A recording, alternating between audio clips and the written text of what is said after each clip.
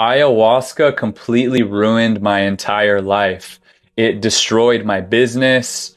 It destroyed friendships. It left me with $200,000 in debt, considering bankruptcy and moving it back in with my parents.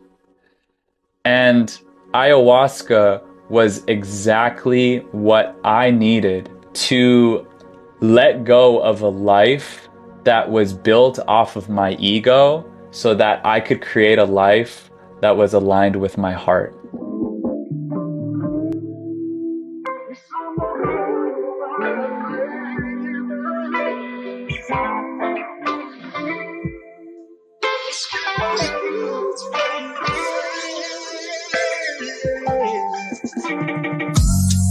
The Real Talk Corner. We back.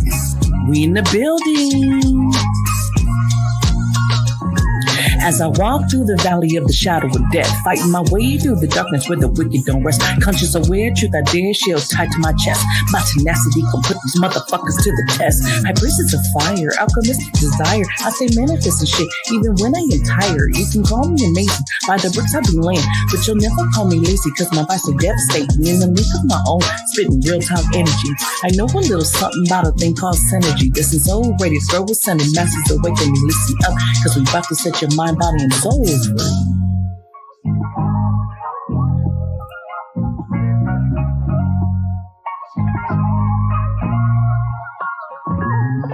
All right, let's get into it. I have a special guest with me today, Lacey Tackett, entrepreneur and psychedelic advocate. I love that title, like psychedelic advocate. We are going to talk about medicine in far ceremony, psychedelics. What does that mean for the people who don't know? I've had Lacey on the show before. We've talked about it. We've gone into it a little bit before, but just kind of give a brief of who you are, what that means. And I know we're going to touch a little bit more on it as we go through the podcast.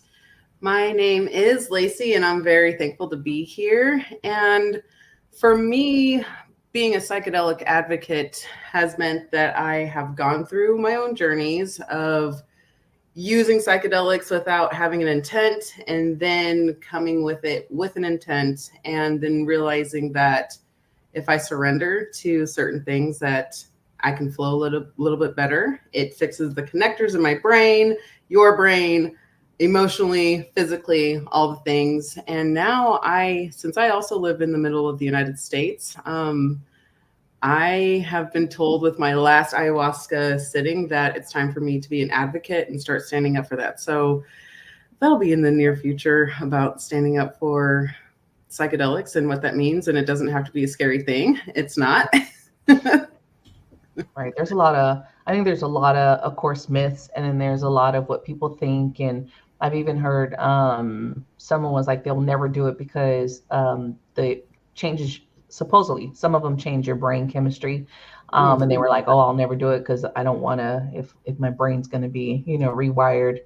So we'll talk a little bit about that if you guys are having these fears of what to do. Oh, so many people do it, and I haven't really heard anything bad. I haven't heard bad stories. Like, I think the reason people have fear of it is because they're going to have to face whatever that negative, the trauma, whatever it is that's holding people back. And you just need to go through it in order to be relieved of that. And fixing the brain doesn't necessarily mean like you're going to be a new person. It's just giving you that relief back that you deserve to have, because we're very much pent up and all that stuff within ourselves. So I know that's my thing, is like, don't be fearful about it. I feel like there's things that we go through daily that are more fearful than sitting with, any psychedelic or entheogen.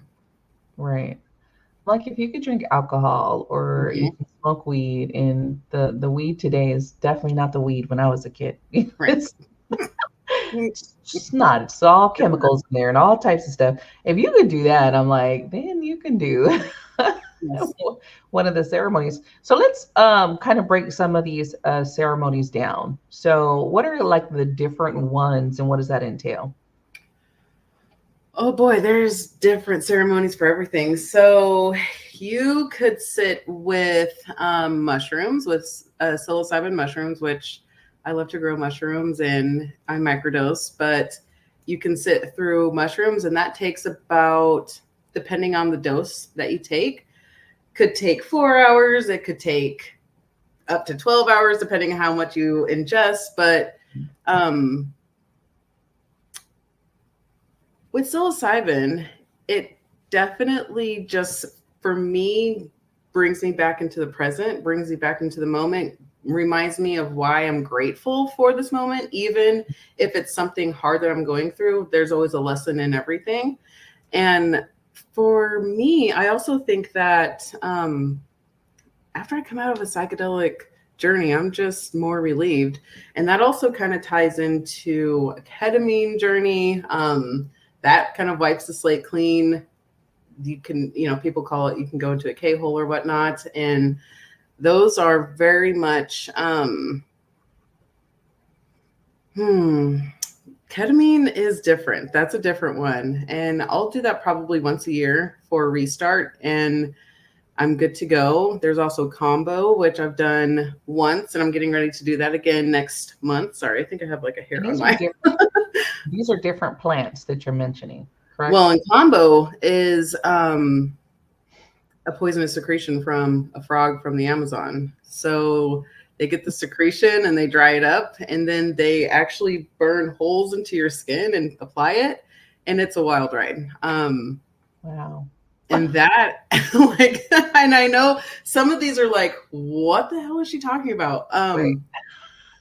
I understand that. I completely understand that. But I've been on my journey for years and years and years, at least 6 years now. So everything calls you when it's supposed to call you. I sat with ayahuasca 4 times. I'll be sitting 5 times here.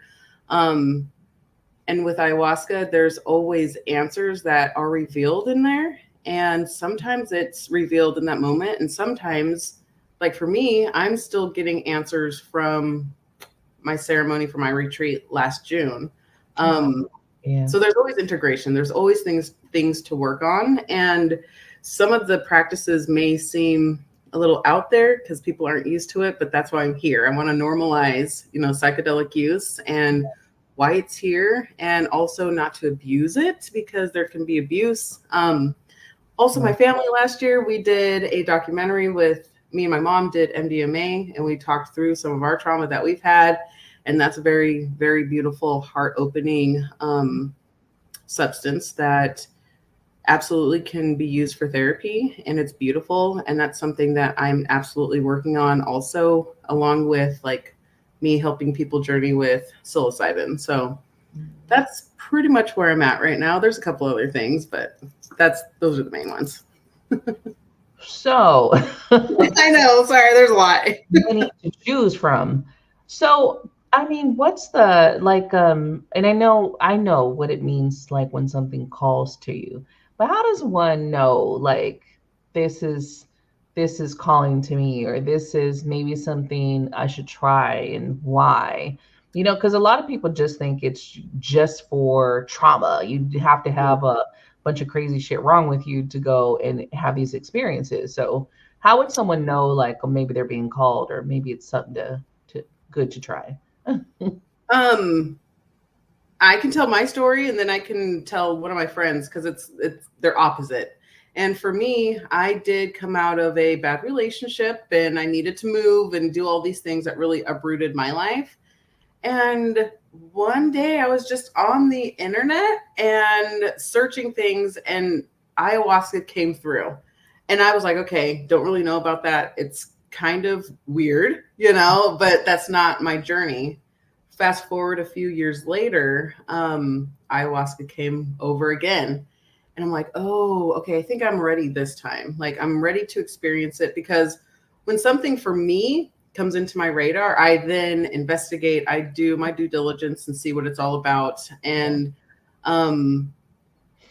when I found, so I'm trying to remember, the first one was in Austin. I was a part of a coaching group, and the coach had mentioned that she was going to be hosting an ayahuasca retreat. And I knew in that moment, because I trusted my coach, I knew in that moment that that was something that I needed to do.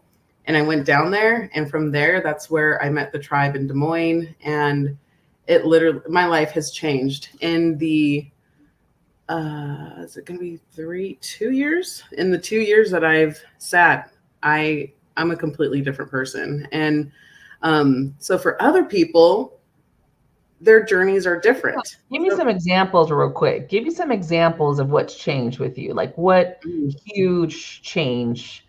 Okay, so I'm a Gemini, and if something irritates me, I am quick to just have an outburst, and then I'm like better, but I still react. I react. Over the last few years, I've been very responsive, very much in my body, to where I heard my first ceremony that I have to be patient, I have to be peaceful, and I have to be present. I'm like, okay, what does that mean for me? And every time I have a thought or I'm going to say something, I'm thinking about it. I'm responding before I actually speak it out.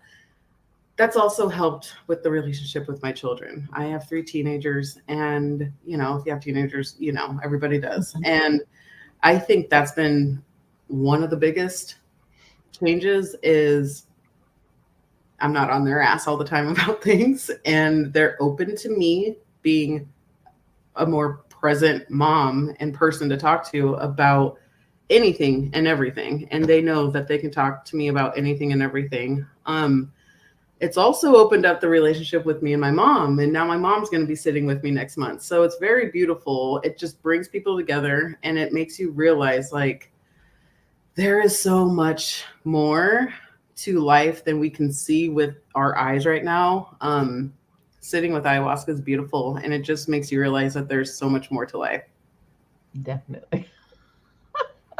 So much more to life. Okay. I do believe, you know, I'm the same. I think once you get familiar with realizing that nothing is really coming past you for no reason at all. You're not hearing anything or seeing anything that you didn't ask to come your way. In some way, shape, or form, you asked for it, and then boom, you know, spirit is like, that's gonna deliver in some way. So I do always am like, okay, this is interesting. That's why I love like getting on podcasts and talking about it, because people may have heard other people talk about it, but when they hear me talk about it, there's something that they're like, oh, okay. So then they do their due diligence, and then they're on their road to that. Yeah. And even if it's not your time, it's not your time. There's no force in any of that. It's just, it's here when it's available to you when you want it. Right.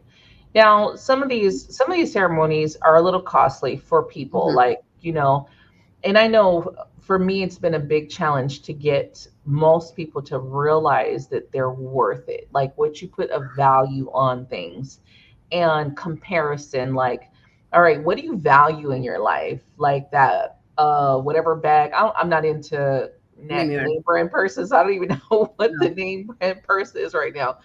But just take the average person who's like, that's your value. You would spend a couple $100 on, you know, this purse or shoes, and $1,200 gone just like that, where you could have a 3 full day retreat with amazing meals provided. You have amazing groups. You have integration before and after. You get to have multiple purgative ceremonies. And then you get to leave with lasting relationships.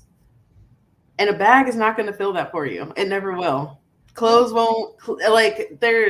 I am trying to become a minimalist now. It's like, oh my gosh, I realize how much bullshit I have sitting around my house. Like, I don't need all of this stuff. Like, in fact, I need to get it out so I can breathe, because I'm just spending my money on things I don't need. And for me, I am a single mom. Granted, I do own my own business, but I'm paying people. So I don't just have $1,200 to pay in full for a retreat. But what I do is even for my retreat in July, every month I'm saving my money and I'm paying $250, $300, whatever I can do to get that paid off. And I absolutely believe in investing in myself, whether it's spiritually or for my business or for my personal life. I absolutely believe in therapy. Like I go to therapy, my kids go to therapy. I also have a coach for my business. I have spiritual coaches. Like I just feel that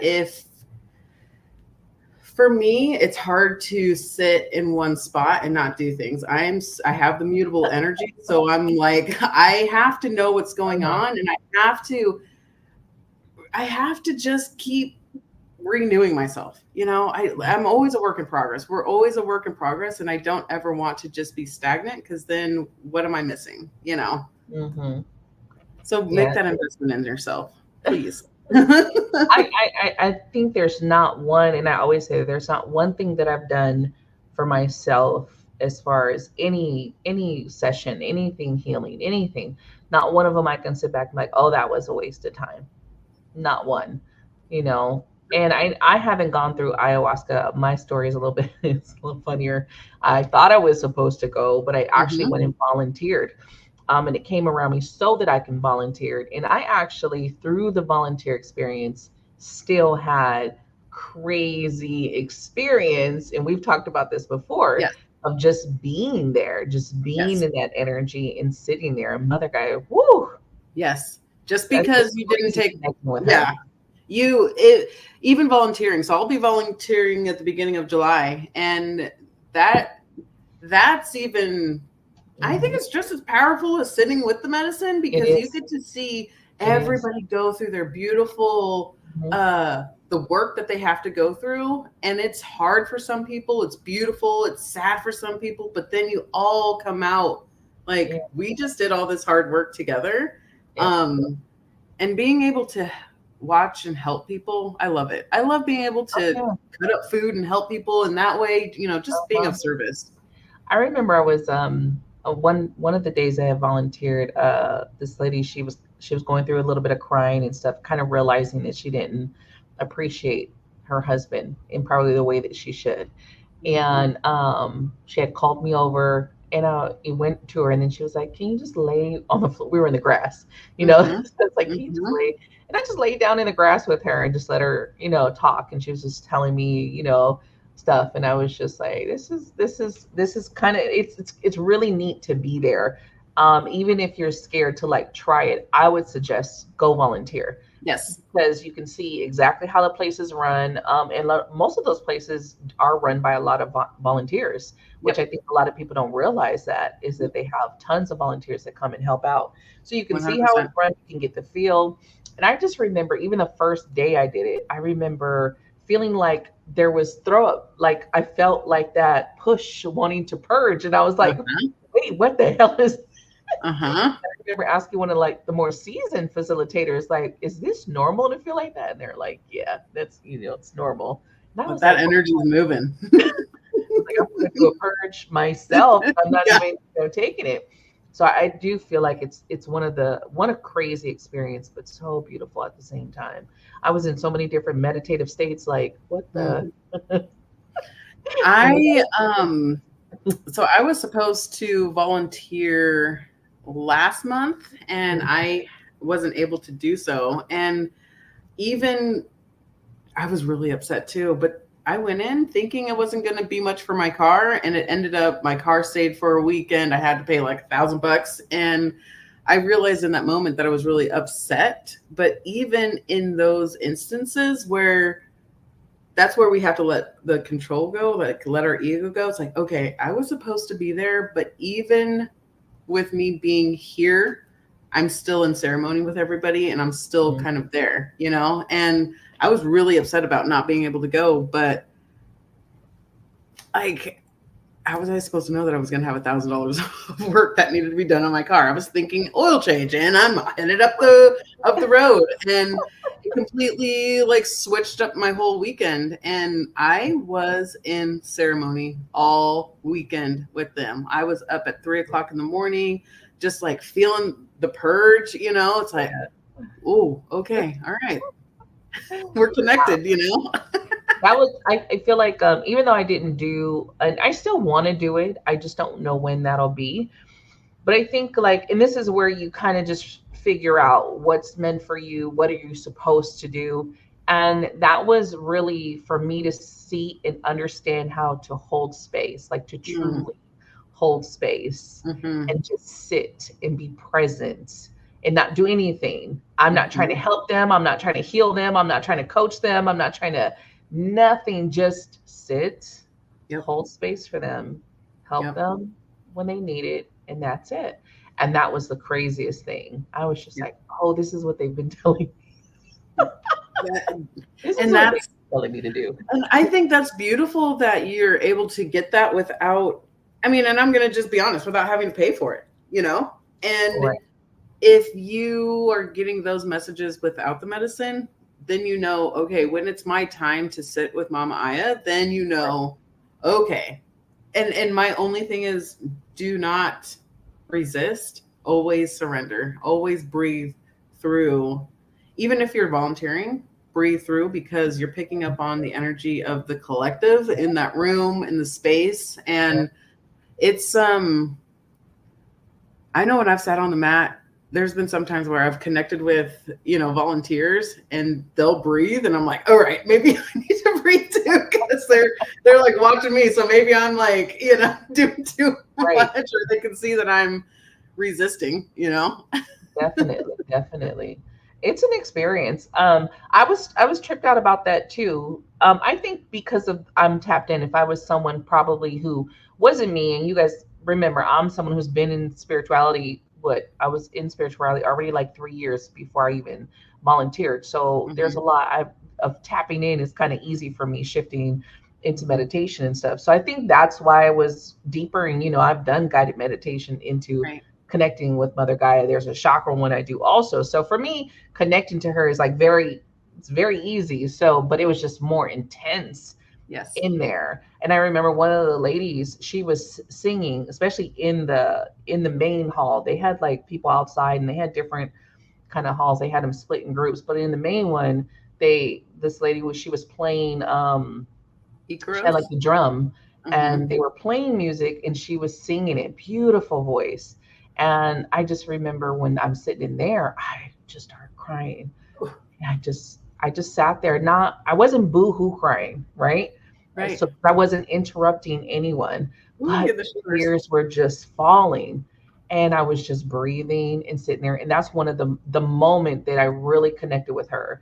And she just gave me that motherly hug. Yes. And was just telling me I'm okay. And that's where I got the message of that I have a voice and I need to use it. And I was like, okay, so I'm going on the right path. And I had barely started my podcast around that time, like maybe a couple months before then. So it's crazy how it all happens, and you're just sitting there. But of course, if you're already into a lot of spirituality, that you meditate and stuff, it's definitely gonna be easier for you, because you're kind of prepped a little bit. Not to say that you're gonna have a hard time if you're not spiritual, but I do think it's easier if you're already practicing, and if you're already got a connection and tapped in.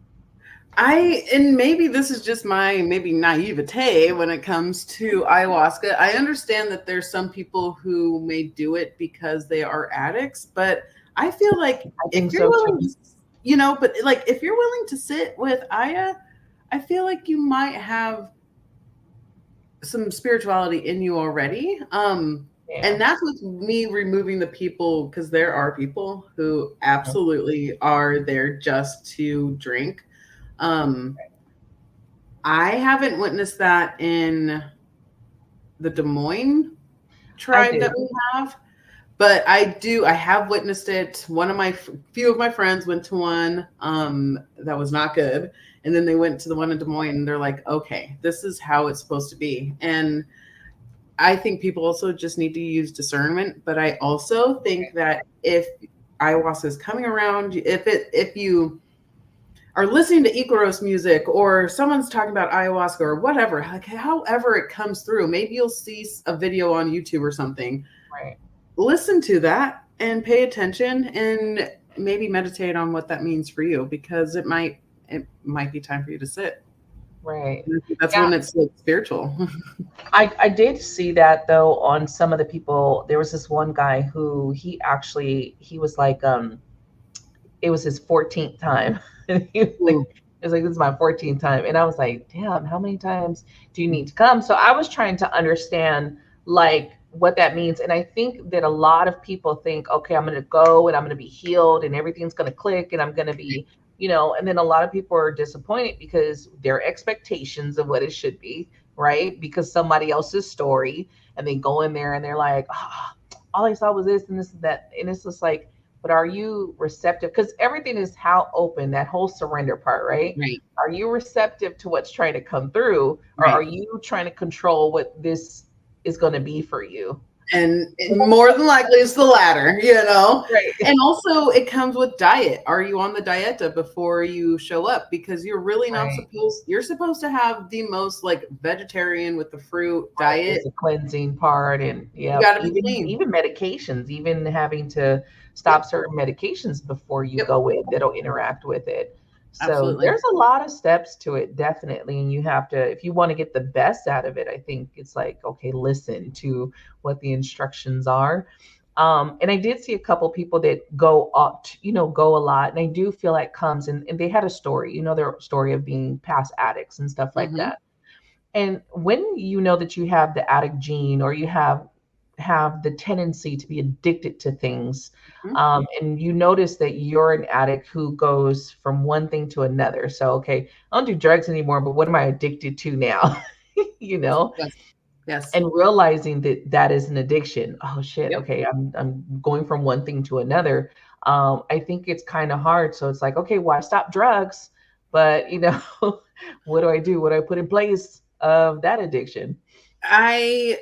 As a recovering addict, I definitely always think about that. Like, I need to make sure I'm not replacing anything, even though definitely replace like food and stuff like that. And that's something I'm working on right now.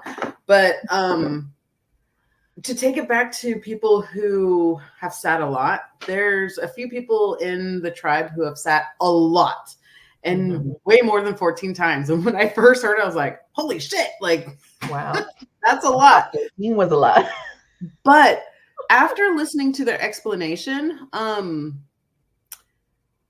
they have gone to the Amazon, to Colombia, to all these places, and they have literally immersed themselves in those cultures, and they have helped basically become a facilitator and help people do that. Not basically a volunteer. I should say a volunteer, but they also get to drink like a half a cup or something like that. And even with a little bit, you can still have a journey. So I understood that, but I also am like, it'll be 5 times in next month that I've sat. And every time it's brought up something, but I also am like, when will it be enough? But I also know that she'll tell me, hey, you're good for a while. Just like it's been a year since I've sat, and there have been retreats every month that I could have gone on, and it just didn't, like, I didn't even want to. It was almost like repelling, So that's how I know when it's time. And I just paid off my retreat, so I'm very excited. And there's been just a lot of signs and synchronicities that have been popping up that it's like, okay, yeah, it's time. It's time to dig deep and work. I say that's one of the biggest things, to know that it's for you when everything works out. Mm-hmm. When it all works out and everything falls in place. And I always say that the money will show up. Yep. If I'm supposed to be there, all the money, transportation, all of that stuff will work out, and there won't be any hiccups. And if there is hiccups, then I'm not supposed to be there. And I just kind of roll like that. Yep. That's literally it. I don't fuss, I don't get mad. We were just talking about how, like, I had to cancel a co-facilitator at a retreat, not anything medicine wise, but just on that principle of this is not working. And I feel like, nope, I'm not supposed to be there. And it's okay. Like, it's like, all right, it's okay. We have to fill our cup. I mean, in order to help people, we have to be able to fill our cup too. And that's balance, like, what does that mean for you? And you know how much time you're supposed to take. I know how much time I'm supposed to take. And I know, like, with my cleaning business, I told my crew, you're going to be trained up, and you're running the show in July. I'm not even going to be here. Like, I might clean once or twice, but I've worked from a whole year. I've worked a whole year, almost 7 days a week, a lot of weeks, and I'm done. Like, I'm going to go on vacations. I'm going to celebrate my sister because she gets married in October, and I'm going to volunteer, and I'm going to be sitting, and I'm going to go camping. That's what I'm doing. I'm going to fill my cup, and I'll come back maybe a happier person. You've probably never even seen this version of myself before because I'm going to be full. Right. I think that's awesome. I think it's awesome. Just, when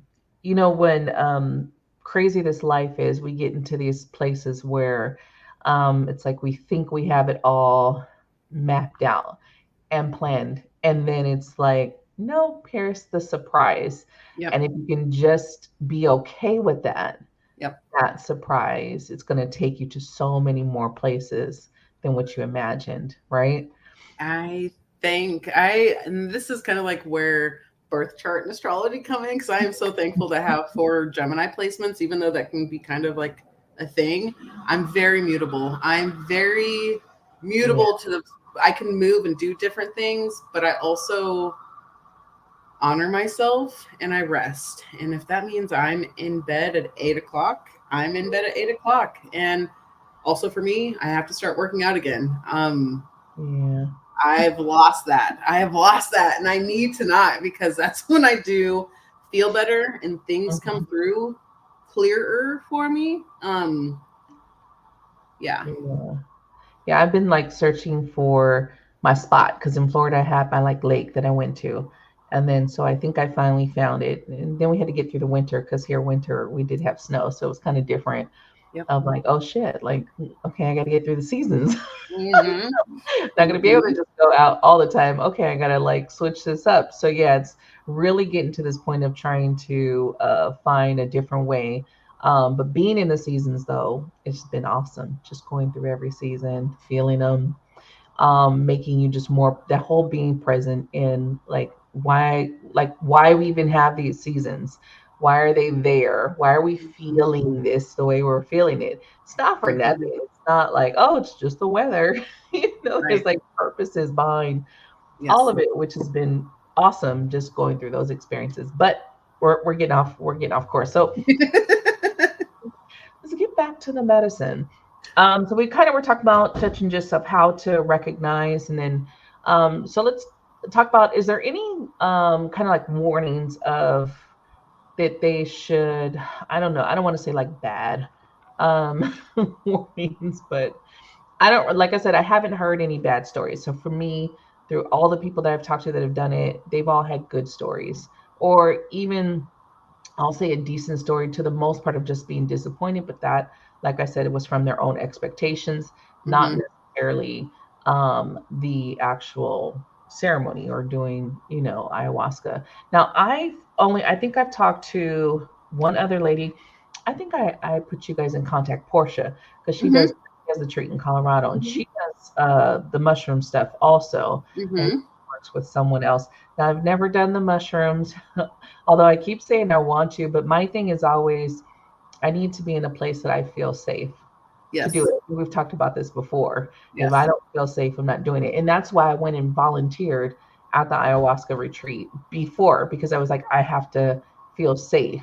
Because especially in a place where I'm going to be going where I might not have the ability to have control, right? Control's gone. Yep. I'm not in control anymore. I need to feel safe. So I definitely am like, I want to try it, but I have to find a place to have that. I'm safe here. I can have this experience. So this is actually something that has been brought up with one of my other friends, my sister, who is of color, who wants to sit with Aya, but she wants the facilitator to be, I don't know, Black or person of color, but the shaman is from Colombia. He is definitely a person of color. He is right. I think she wants more inclusive, just like people of color versus like everybody. And that includes maybe male and female. Right. For me, when I sat in April of 2020, Taita, he is the shaman, and I connected with him instantly, especially after the second ceremony, because I got stuck in a loop and he helped me. I think I had demons. I absolutely do. I think I may have told the story before, but I was in a loop for told it, but go ahead. I was in a loop for however long. I don't know if I was breathing, but I don't really know. And he came Explain over. what a loop is real quick for people who don't know what a loop is. Explain that first before we go into your story. I was just in this like I was aware of what was happening, but I wasn't in control, right? And I was just making these noises that I think the volunteers knew, like she needs some help, you know, to move this energy out of her. He came over with his rattles, with his incantations and all that, and he pressed on my back. He did it twice, and each time sulfur, just like black pepper, came out of my mouth, and then I passed out. And the next morning, everybody was like, are you okay? You know, like you went through it. And from that moment, that's when I knew I was safe, because for me, I knew those were absolute demons that had been inside of me for who knows how long. And from that, I was like, I need to, wherever he goes, not like I'm going to follow him, but I definitely am going to be sitting with him again, wherever that may be. And then when I was home in Missouri, he said that he had a retreat in Des Moines. And when I went up there, I have met my forever family. And I understand that there are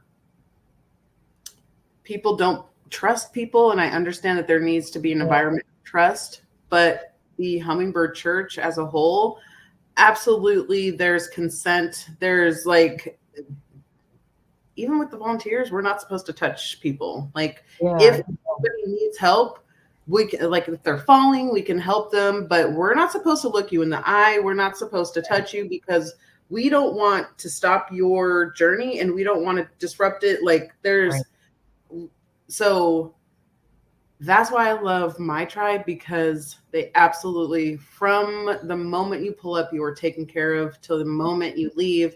And then after that, there's integration for, I think, a month or even 6 weeks after that. And if you ever need to talk to anybody, there are the volunteers, the people who run it you can message and people are there. That's why I feel bad for my friend, because I'm like, you live where we're going to be having a ceremony. And I want, oh my gosh, I want her to come so bad. But I wonder if you explained it to her also. You know, some of the things I realized that a lot of people, when they're going through these things, when we're looking at, because culture is a big thing, right? And I don't think that people understand that these ceremony and stuff are cultural based. Not that you can't do it, but who originated, where it's coming from, right? The practitioners, the shamans, right? These aren't just people who went and sat in a class. These are people who went through, and it's a cultural thing. So that's why you don't see many different races doing it, because of what you need to go do, right? So, and I think some people don't realize that of, okay, where is this stemming from? Why is it like this? Oh, okay, well, this is because this is where it's coming from. You know, this, especially ayahuasca, we know it's coming from South America, you know, and I think a lot of people just need that, maybe that information to understand too. Because I know when I went to Arizona, I had a shaman. Now he was a white guy, and he was cool as hell. Like it was just like, okay, I feel we're good. I think when you meet someone, you can tell if they're going to be good or not. And like when I went to volunteer, they didn't have the regular guy from, where was he from? I think he was from I don't think it was Colombia. It was one of the other ones, Peru. He was actually from Peru, and he wasn't there. And so I realized that nothing against the people that were white doing it. It just, there was like, I knew that they weren't the ones that I would sit with. Right. It just was, I knew, and it, nothing against them. They went through their teachings and all of that, you know. It's just, you will know is this the person? And no, it's me. I know that when I do, it's going to be someone who's like, they're either from there or that's where they trained. Mm-hmm. They trained, And you know, yeah. that is 100% it. And same with Taita has literally like 3 people who he is absolutely going to be passing down. Right. And with those people, I trust them with my lives. So there is ways to do it, but I'm like you. I also, I'm also about safety, and I am not saying, because I'm mixed, black and white, right? But I don't think I could go to one that is ran by somebody who's white. I don't think I could do that, because I'm like, where did you get it? How did you get it? Like, how is this ethical? Right. There's too many questions. Like, that's what happened with my friends that went to Colorado, and they came back not so great. And thank God we had a ceremony just a month later to where they were able to see what it's truly about. Right. And they were like, oh, well, that was about money. It's like, yeah. Right. And that's not it. Even some of the people who talked about the guy from Peru, and I wish I could remember his name, and he only had like certain days he would come there. But just even like the instruments, when you were saying like the rattle and stuff, and if you guys don't know, culturally, those sounds, the rattles and stuff, is to ward off evil. Evil doesn't like those sounds. And so unfortunately, when I saw like a lot of I'm gonna you want Caucasian or white? Okay, no. They didn't. You're not trying to be offensive. No. They didn't use a lot of that stuff. So again, you can tell the difference. Like, okay, well, maybe you've learned the technique and you've incorporated with what you do, but you're missing some of the key pointers. Right. Because those instruments, from what I hear, the ones that are from Peru or from Colombia that do it, yes, they are always using those instruments. Those are a part of it, right? Yes. And so there's a definite big feel from what I've heard. There's a big difference. So again, that's why I say go volunteer, go check it out, go see how do you feel, because you might walk in there and be like, okay, it's good, you guys know, and I'm not knocking their skill set, but I was like, yeah, that's just not who I'm going to sit with. Right. And you just got to trust that. Trust why. And there's always a reason. Yes. And it's literally to keep you safe. That's our gut instinct. It's like, that's the reason that we listen to our gut instinct, is because there's something there. And I understand that everything will happen when it's supposed to, but my goal is to be able to bring Taita to Central Missouri and be able to help people. And me being of color, hoping that will attract people from, Kansas City or where, it doesn't even matter, small towns, to come and get this healing. And it makes me kind of sad, because it's also like, you don't know what you're missing, but I also know it's not your time. So I do feel like that when we look at the ethnic backgrounds, and even like whether Spanish or Black, we run into the issue of the embedded church. Okay. Mm-hmm. We run into that issue, and that's the biggest block for any of them. And I say this from my own background, coming from my own background, you guys. It's just, that is one of the biggest problems, because it's fear-based. And I'm not saying that religion is wrong or right, none of that, because they all have their rights and they all have their wrongs. Right. But it's the fear-based practices that keep you from experiencing something beautiful. And if, that is, and until more people step out of that, then you're not going to see many more backgrounds coming, because it's just like, okay, we're too stuck into this. I can't do that because that's demonic. That's evil. That's this, And I think people can see God, maybe even more in tune, whether you actually see him or just know of his presence, whether you're on ayahuasca or even MDMA, or let's say psilocybin.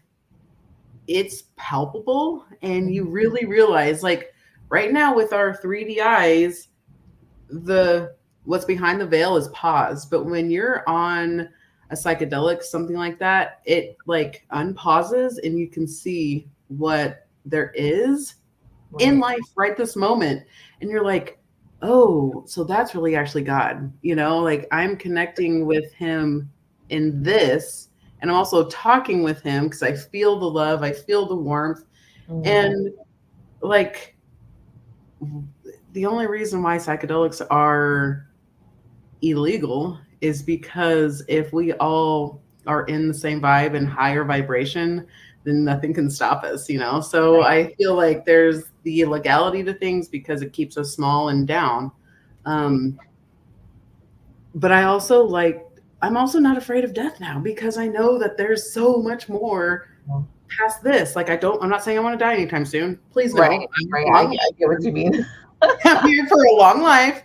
But when that time comes, that's another journey. And there's there's a lot of things to be afraid of right now and like scared of right now. And that's where I'm just like, oh, come on, people, just let's go sit with the mushroom or sit with Aya and life will be better. That's really just what I want to do. Look at it. It's like our plant medicine, I feel like it's there. It's, it's created for us. It wouldn't be there. There wouldn't, there's a purpose, especially when you look at creation. Everything that was created that's plant wise was created through the creator, right? So hello. But yeah, I feel like that's the biggest problem, is getting through the church backgrounds and getting through those limiting beliefs of the stepping into this world is going to be something that's going to, get them closer to the devil. You might find out you got a bunch of demons in you. And it is true, a lot of people it's sad that even religion doesn't teach this, that you create a lot of your own demons. And so you create them. Okay. Not all of them just come and find you. Right. You create them and they are a part of you. I've actually seen people who want to do, spiritual cleanses and stuff, and the energy doesn't go nowhere. And it's just like, why? It's you. It's your demon that you created. And when you're ready to let this demon go, it will go away. Yes. Yes. But that's not it. That's not taught. It's just like, oh, demons are lurking and, trying to get you to do this, that, and the third, which again is fear-based practices because, why would we all want to be high vibrational? Right. Right. It's like, oh man. And that's something that I think about often. And I don't go to church anymore. I used to, but have you seen half of these pastors and the bull crap behind them? And this one, I had shared the meme of this one because he said that Jesus hadn't returned because people don't pay enough in church. Well,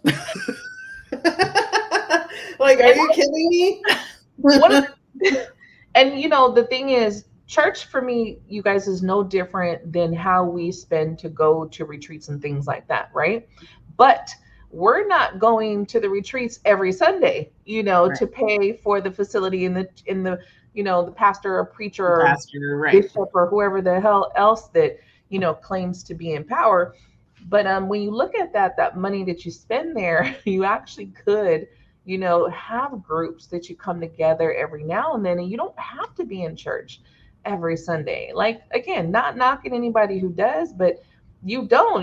When you go, it's the same stuff there. You're quoting this, you're misquoting the Bible text, right? From a Bible that was refurbished how many times, And I was wondering, like, and anyone in the comments, you guys let me know, does anyone that's practicing these religions actually go and do the history of where it came from? Like, do we go like, okay, this is King James version. Are there versions before this? You know what I mean? Like, why am I reading the King James? Okay. And it's like, also the holidays that we have are based off of pagan holidays, and people just revamped and resold. It's like, come on, guys, like let's just do a little research. That's it. And trust that. I got nothing wrong with Jesus. Jesus is cool as hell, but he's definitely misrepresented in the world. And if you really wanted to go by his teachings, you would just practice compassion, understanding, and forgiveness in your life. 100%. And if those three main things, if you just practice that, then you'd be following Jesus, right? 100%. This whole thing that, okay, Jesus died for your sins, and now you just get to do whatever the fuck you want to do. And say sorry every Sunday. Every Saturday, I'm going to go in and be like, I'm sorry, just work to be a better human, you know? Period. Yeah. Like, yeah. And you don't need church. And even when I was younger, I mean, I remember being a kid saying this, like, I don't need the church to be a good person. Why do I need to go in there for you to make me feel like this sinner for everything that I do? You know, and every time you look, it's like a pastor's doing this, they're doing this, they're touching kids, they're stealing from the church. And it's like, I'm good. I'm okay. Like, again, not knocking anyone who goes, but when you look at it, I say venture out. Not that you can actually practice every religion in a lifetime. There's so many and there's so much to it. But I would say dabble in some things and see what calls to you. Like, you know, when I came into this, Hinduism is a big one that I have tethered to because of the practices and the chakras and just the way the energies. I'm an energy person, right? So just the way that they talk about energy and breath. And so Hinduism has been a big thing. Buddha also has been huge. Buddha, you know, because he's the Zen guy, you know, you get into the Zen and that calmness and that being, but also understanding the illusion of life, right? I also want to add on the I Ching and Kabbalah. That's stuff with like human design too, but those are their own things too. I fully believe that. And also, you know, maybe we could do a 12-step program here and there. You don't necessarily have to be a drug addict or an alcoholic to work on yourself. I feel like everybody can make amends, and we've all done things that we can ask for forgiveness, and we can also be a better person. Yes, I did work them when I was in recovery, but I fully believe that out of that came a lot of things that I'm like, oh, okay, well, I do have a lot to work on. And that's something that I can absolutely work through. And when I was in recovery, church was absolutely the thing that saved me. But then it's like, as I've progressed, I've learned that, of course, God is all around. Like you said, if I'm practicing these 3 major things, then I feel like I'm tapping into all of the areas, which makes me feel like I'm doing a better job, and I'm teaching my children better, and I'm showing up in my business better, for my family, friends, strangers. I definitely like any practice that connects with Earth, this planet that we live on, right? So I feel like if you're doing anything that doesn't teach you how to connect with the very place that you exist on, there's a problem with that. Because that whole, and I feel like that's a huge hole that's missing to really connect with this planet and the energy of this planet, the mother energy of this planet, right? And I feel like that's where just the discrepancy is. And once you start allowing yourself to kind of venture out, you're going to be like, okay, cool. This is different. You know, and those beliefs are hard, but. And also nobody is judging. It doesn't matter. I'm also very huge in people who have worked for the 3-letter agencies, who are veterans, who are first responders. I love when those people start waking up and start realizing that they need to do some other things in order to feel better, because they're around trauma all the time. And for them, and I'm thinking of specific people just coming out of the military, they feel like they're doing bad things, but once they sit with Aya, they're not going back to what they knew, you know. And it's very beautiful to see people like, oh my God, I'm actually in my body, and I've never ever actually been in my body. Maybe the last time was when they were kids, you know. So it's huge. It's huge, because just talking about that piece of it, right? You know, there's a lot of things in life that you might do and we try to justify it, right? Regardless, because a soldier, you've gone, you're protecting this country, you were following orders, but those soldiers have to do a lot of crazy stuff and horrifying stuff that they see and have to, you know, go through. That's not easy to shake off. And a lot of them don't even come back and get the help that they need through insurance, right? They're stuck on their own, having to mentally, on a psychological level, go through this. So again, these spiritual practices are definitely something that can help them work through and forgive themselves for the things that they've done, right? 100%. Which is huge, and that's one of the problems of getting stuck in a lot of the traumas. And when you're an addict, the biggest thing is to ask yourself, what am I trying to run away from? Right. You're not an addict and trying to be high for no reason. Right. You're trying to numb something and get away from something. Right. Figuring out to go deeper in to say, okay, what is this that I'm running from? What is it about myself that I hate so much that I'm trying to escape? Absolutely. And when you do that, find the right people, then you can work through, and you don't have to go from one addiction to the next addiction. You could just, because I was never an addict, but I did use to cope. Alcohol was my go-to to cope. I'm gonna go have a good time. There was a time I was a functioning alcoholic for a little bit. There was a time, especially when I was younger, that weed was my go-to, and I, with on my off time, I'm gonna get high. But it's still, what are you running from? Right. What are you? And then when I got into coming in here, I was like, I'm not even going to drink anymore. And I'm not a drinker. I don't drink. Right. I don't drink any liquor or anything. There's nothing. I have no even taste. No. For it. I remember, I think it was like a year or two. It's probably been 2 years. And I was at my brother's birthday, and I had my cup of water, ice water. And he was like laughing at me. He's like, how's your water tasting? And I was like, it's awesome. Yeah, it's literally refreshing. Because I was like, I have no desire for it. There's no desire. Because when you can get in there and figure out, what am I running from? You're running from yourself always. Yep.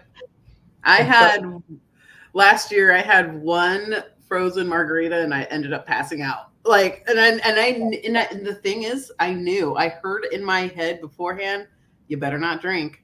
And I'm like, okay, that's just me. And I ended up passing out. And I'm like, and I first woke up, I said, I knew it. I should have listened. Like, okay, so I will not drink, have not drink. It's not even worth it. Mm-mm. At some point you just realize, you're like, yeah, there's no fun in this. There's, and all the reasons I did drink before were all horrible reasons to drink anyway. And now that I don't have a reason to pick up alcohol. There's nothing that's like, if I'm out or something, there's nothing in me that's like, yeah, I need to go get that drink. No, I could be out and having a good time, enjoying being present, right? Yep. Enjoying the moment, enjoying the company. And it's crazy when that switched of, damn, I can't remember what happened last night when I was younger, right?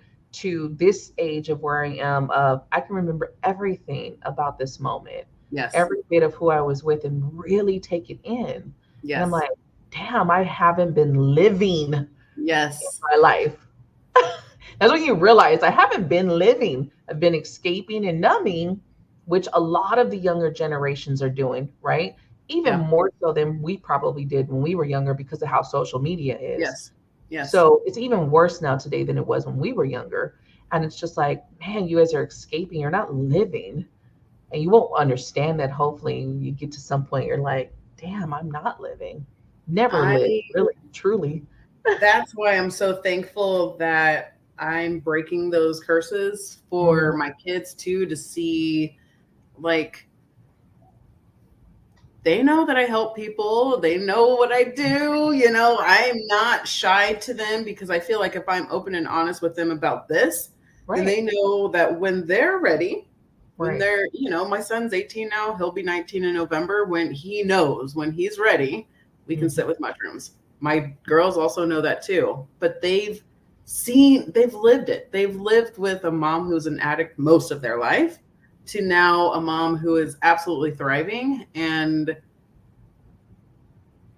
like, I'm present. I'm not the substances. I'm not reaching for things. Maybe I'm like, candy and like cupcakes, which I know that's something I need to work on, but that's the thing that has the biggest grips on me, is this sugar, and I just kind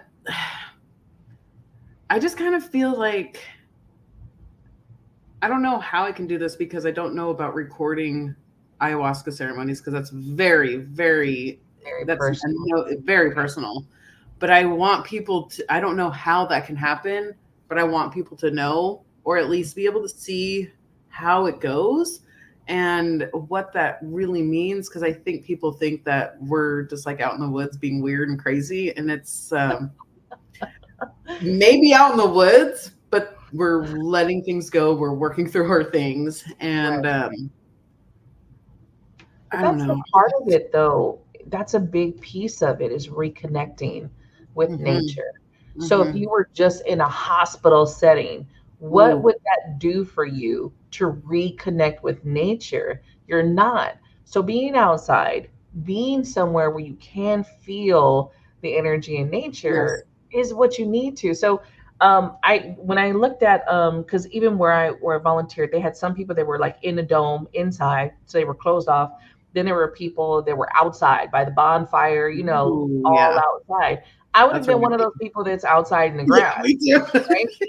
I Yeah. don't want to be closed in nowhere. I want to be outside, Yeah. and I guess some people felt more safer inside, Yeah. but really those people who got to roll around in the grass and was just chilling, even the lady, I literally laid on my back. She was laying there and we were both looking up at the dang stars, you Yeah. know, Ooh, that and gives me shivers. just being outside. So the whole thing is to get that reconnection with Hmm. self and where we are. And if you want to say source or God energy, when you get Yeah. all those three things together, that's a powerful place to sit. So being in the woods, and I know I've had trouble even on my getting people just go to a regular retreat to the freaking Right. woods, Right. like glamping. We're not even camping, we're glamping. And Right. it's been so rough because of the mindset of not wanting to be outside, not bugs and this, that, and the third. And it's like, this is where you see how. And I want you guys to think about this, especially us who come from ethnic backgrounds. This Hmm. is how you see just how much we got torn from our Mm. roots, Yes. just how much we have been divided. Because when you look at inner city, there is no nature there. There's no birds chirping. There's no none of that. No. My Concrete. cricket was quiet, but earlier my cricket was going. I have a cricket in my house. That's it. Oh my gosh, the cricket is quiet. Right. But it's like, and even like where we've moved, where I've moved to this small town, and people ask me like, do I like it? I'm like, I love it Yes. because I hear nature. I could Yes. sit outside where I am and I don't hear a bunch of traffic and people, like, shit shuts down at a certain time. It's Yes. peaceful. I could go outside. I could look up in the sky and see stars. I could see like 20, 30 constellations in the sky. When I Yeah. lived in Orlando, I couldn't see that. There was no stars in No. the sky. And No. all you heard was traffic, people, blah, blah, blah, blah, blah. And I was like, wow, Yeah. this is so different. So that reconnection to nature, hands down, is what we need. Our Yes. people need to reconnect. That is the only real way I think we're ever going to reconnect our roots and heal these lines, because there's so much trauma, so much things that's still there. And I couldn't tell you how you're going to do it, because I Right. sometimes am lost for words, but um, I think it'll just eventually, as people come together and regroup, you know. I will put it out there. If anybody does want more information, I would be absolutely willing to connect you, because I do know with my group, or at least with Taita, he travels everywhere in the United States. He's all over, so he is adding more, especially inland, adding more retreats, and also back to the just getting out in nature. My last one June, last June was beautiful, and I was outside for the last ceremony, and I just remember looking at the trees, and I had probably drank probably 3 or 4 cups at that point. But I was looking at the trees and just seeing how beautiful everything was, and the birds. Nature was absolutely helping us flow through our journeys. And it's like, God, I'm thankful for the trees. I'm thankful for the birds. I'm thankful for being in this grass right now, being able to feel it, seeing all the different greens, and knowing that I'm not only by myself, but I'm sharing this with like 30 other people. And we're Right. all processing at the same time, not the same things, but we're here doing it. And nature has become Like I want to buy land and just forage and be able to hold retreats of whatever style out in nature. That's absolutely that's my goal. That's Yep. my goal. Literally. Yeah. Yeah. And I think a lot of us are going more to that goal because one, we kind of know what it entails. And I too will not, I won't say never because we never know what's going to happen. But from where I stand, I would not go back to a city. No. There's nothing No. in me that wants to go back to a city. Mm-mm. I'm good. I'm good. You guys can keep all of that. Yeah. I'm good because getting back into, and when I was a kid, I was always a kid out in the dirt, out in the grass. So me and nature have always been one. And so it just kind of brought me back to that state. And I was like, oh, this is what I've needed. Yeah. This is exactly what I've needed. And if you're not getting out there, you guys, if you're not spending some time out there in nature, I know it's hot, I know it's summer, but just push yourself. Even if it's a walk around the block to start off with. Yes, it's hot, but get out there. Get out there. Don't let your ego take you out of what you really need to be doing. I think that just get out there, hug a tree, talk to the birds out in your backyard, something, the squirrels. It's crazy. I am always watching them. And I just went to go visit my oldest in Pennsylvania. And it was trippy that I was sitting, because I'll make my tea, and I was sitting with my grandson outside. So I was like, let me get my tea and then we'll go outside. We'll go sit and you can play while I'm sipping my tea. Because that's my thing. Sit with my tea in the sun, just getting that vitamin D, before I start my day. And then I noticed this pretty all white squirrel. Oh, white squirrel. And I told her, I was like, there's a white squirrel out here. And she's like, a white squirrel? And I was like, yeah. She's like, I've never seen one. And I'm like, whoa. So this is just like, oh shit. And then she saw it and she was like, oh my God, completely white squirrel. I was like, if that ain't something, I don't know. I was like, I'm amazed. That's amazing. And you guys, for us spiritually, to see things like that is just uncommon. Yeah. And that spirit is speaking to you, whether you want to say God, source energy is speaking to you in a huge way. So yeah, that was huge. I was like, never seen that. I know that to be rare because I've seen people on, the internet, Facebook, like, I actually seen a white squirrel. It's like, that is so rare. So I never even heard of it. I never even heard of it. I was sitting here like, I've never heard of white squirrels. Gray ones with white on them. Right. This one was all white, like literally, even the fluffy tail, all of it was completely white. It was on the tree. That's how I saw it.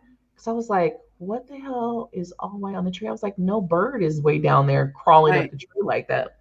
Yeah, I was like, what? So lucky. So lucky. You're not going to see the stuff in the house. No. Gotta go outside. Yeah. Get a chair, go outside. I definitely will have your contact information in the description, guys, so that you can reach out to Lacey, get more information, depending on where you are. But you can always do your own research.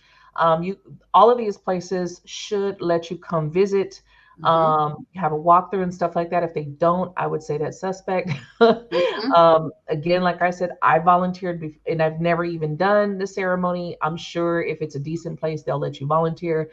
If you really want to see what it's like, volunteer. But I mean, find someone you trust and then boom, do it. Because I know that's a big thing for me is safety. Is like, am I safe? And I'm not just talking about the people too. That's one of it. But then it's like, where are they having it? So my other thing is like, where is this? Where is it located? What's surrounding it? What do we have going on? And so if you go check it out, then you can have that. Talk to people who have had it, done. And then they can refer you or tell you, Yes.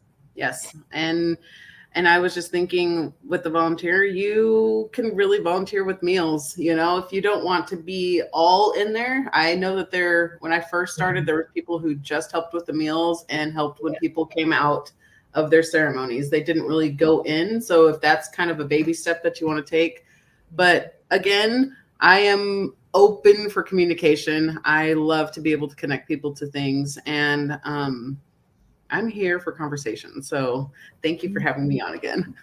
Awesome. Always. We will keep Keep updating doing and this. Yes. come back and chit chat some more. I love it. One of these days I'll have my own story to tell. Or as it I goes. would love for you to, like, when I have people that I love and trust, like I want you to come with me to a retreat, you know, or at least like one that you can. But I know that the opportunity is always there. Yeah, oh, definitely. I feel like it's just one of those things of just I'm just not there yet. And Nope. I've realized that this past year of even just how I told you, spirit has slowed me down to a point of I'm like, I barely even have clients right now, you guys. I'm barely even working with anyone right now because of how slow I've just gotten to a place. And it's a needed space because I've Right. always been a go. I need stimulation. You know, I need to be doing things. I need to creating things. And so now I'm in the just chill and slow and do a lot for myself that's needed now, right now. You know, in 2022, I started this phrase of I need me right now. And so Mm, that's where I've been since the end of 2022 is I really need me right now. mm, Um, mhm. and so that's where I'm at. So then I realized, okay, I want to be that person for other people, but I can't right now. I Yep. still need me right now. So Yep. I'm not going to do anything until, again, Spirit's like, okay, this is time. Again, it'll all fall through. It'll happen. It'll When come it's out. supposed to. Money will be there. Boom. Yep. And it'll Yep. be time. Yep. That's how I kind of roll. And I'm getting more and more used to just allowing myself to sit back and surrender, which has been very hard to just surrender because I want to control everything. I'm a control freak, you guys, if you didn't know this already. But I'm a lot better now today than I was a couple years ago. I'm like, all right, so it's chill, relax, slow down, and you know where they take me. Yeah. And there's no rushing. And even if like you volunteering is what it is for you, then I think Might that's look beautiful into too. that though. I definitely might look into that and see because I know Des Moines, I think, is like about 2 hours from me. Oh, you're closer than Yeah, I am. Okay. I'm I'm like 3 hours. I'm like 15 minutes from Iowa. Literally, I'm like 15 minutes from Iowa, from Davenport, Iowa. So I'm always in Davenport and Bettendorf. That's because it's Quad City, Okay. it's the part of the Quad City. So I'm always over there. So yeah, I'm about like about 2 hours away. So it's not that far. No, it's not. It'll I be a would quick, love we'll connect after this. yes. Definitely. So if you found this podcast and you're listening to it and you're interested, definitely reach out, get the information. And I say just do it. Yep. Just Second do that. it. All right, you guys, we're gonna end. And until next time, thank you so much, Lacey, for coming on here with me. And you Thank guys you. always you know what, I don't have a catchy phrase out. See you later. Until next time. Yeah. I was like, what am I gonna say right now? Got nothing. Bye. Bye.